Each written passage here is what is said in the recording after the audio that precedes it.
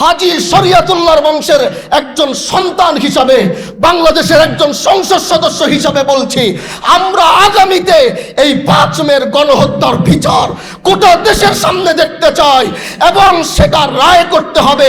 সেই রায়ের বাস্তবায়ন বাংলাদেশের আলেম সমাজ, ছাত্র সমাজ, সর্বস্তরের মানুষ দেখতে চায়। কি বলেন ইনশাআল্লাহ? আমি আমার সন্তানের বিচার চাই।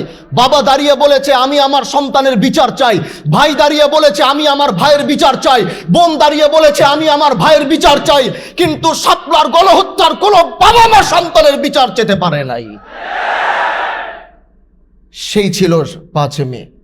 সেই শাপলার ইতিহাসের একজন বাবা ঠিক মতো দাঁড়িয়ে, একজন ভাই ঠিক মতো দাঁড়িয়ে, একজন মা ঠিক মতো দাঁড়িয়ে তার সন্তানের বিচার চেতে পারে নাই। এরকম 17 বছরের জিনজালে আমাদেরকে আবদ্ধ করে রাখা হয়েছিল। কিন্তু সেদিন যদি সবাই একসাথে কাঁধে কাঁধ মিলাতো, 13 সালেই সেই ফেসিবাদের মুক্ত করতাম আমরা বাংলাদেশকে, কিন্তু আমরা সেটা পারি।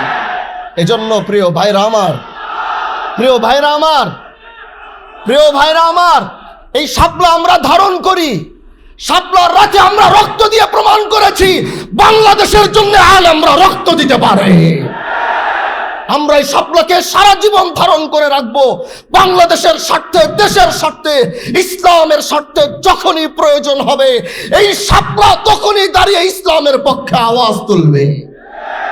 এজন্য আজ মাওলানা মামুনুল হক দামাত বারাকাতুহুম তিনি এই স্মৃতি সংসদকে ধরে জাতিকে স্মরণ করাচ্ছে যে শাপলা ছিল, 5 মে ছিল, এরকম এক গণহত্যা হয়েছে, আমরা সেটার বিচার পাইনি। এজন্য বর্তমান সরকারকে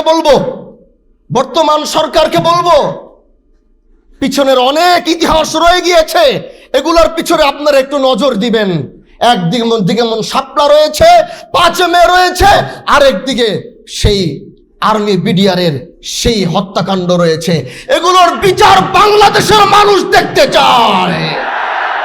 এই বিচার যদি না করতে পারেন তাহলে তারা মনে করবে, তাহলে তারা সেটাই ধারণা করবে আপনারা ব্যর্থ হয়েছেন, আপনারা সেটা পারেন নাই। এজন্য আজ শাপলা স্মৃতি সংসদ থেকে সবাইকে সামনে নিয়ে হাজী শরিয়তুল্লাহর বংশের একজন সন্তান হিসাবে, বাংলাদেশের একজন সংসদ সদস্য হিসাবে বলছি, আমরা আগামীতে এই 5 মের গণহত্যার বিচার গোটা দেশের সামনে দেখতে চাই এবং সেটা রায় করতে হবে। সেই রায়ের বাস্তবায়ন বাংলাদেশের আলেম সমাজ, ছাত্র সমাজ, সর্বস্তরের মানুষ দেখতে চায়। কি বলেন ইনশাআল্লাহ? এই বলে আমি আমার বক্তব্য শেষ করছি। ভালো থাকবেন, সুস্থ থাকবেন। নাসরুম মিনাল্লাহি ওয়া ফাতহুন করিব ওয়া বাশশিরিল মুমিনিন। আসসালামু আলাইকুম ওয়া রাহমাতুল্লাহি ওয়া বারাকাতুহু।